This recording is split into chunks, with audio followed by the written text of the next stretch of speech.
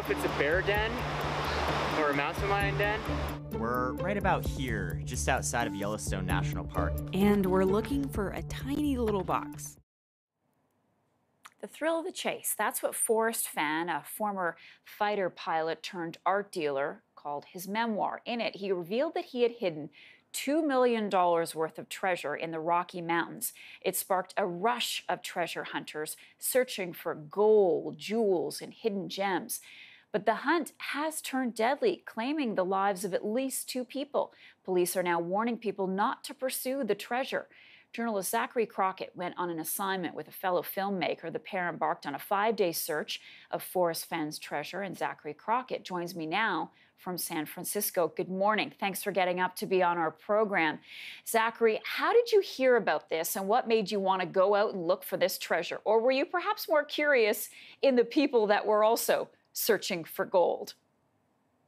So I've always been an outdoors guy, and I've been following this story since he first hit the chest back in 2010. I'm intrigued by the mystery of it, like I think everyone else is who searches for it. But it's also, you know, a great outdoors adventure that is increasingly becoming rare in America. Tell us about your experience treasure hunting. So last summer, my colleague Estelle and I went out to Wyoming and Montana. We went on a 5-day search. And to prepare for that trip, we talked to just dozens of people who've gone out looking for this treasure. It's estimated that 65,000 people have looked for this thing. So Wow. We gathered as much intel as we could. We put together 3 theories, and we went out in the mountains searching for this thing. Did you think you were anywhere close? And I should just tell everyone that there's a poem that Forrest Fenn has written that offers clues to where the treasure might be. Did you feel like you were getting warm? So Fenn intentionally wrote this poem to be incredibly interpretive. The clues are super vague. There's supposedly 9 of them in the poem. And one thing about the poem is that the clues are so interpretive that you really start convincing yourself that your interpretation is the truth.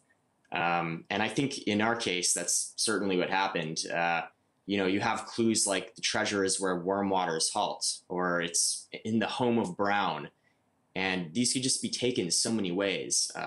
And we definitely, in the course of our own journey, convinced ourselves that our theories were 100% correct and that no other interpretation could possibly be right. 2 people have died looking for the treasure. We reached out to Forrest Fenn about the New Mexico State Police asking for this search to be called off. I want to just read the statement that came out following that. It says, "I respect the chief's point of view and I am giving it a lot of thought. I have not yet decided what to do." What's your thought on that, Zachary? Clearly he's being pretty vague. Should it be called off, do you think? I think that these deaths are really causing a moral dilemma for Fenn, and I obviously think that, you know, this is incredibly tragic, and I can imagine these are tearing him apart. He hid this treasure to bring families together, to instill a sense of adventure, to get people out back in nature. This is never what he intended. Having talked to him a few times, I can definitely tell you that.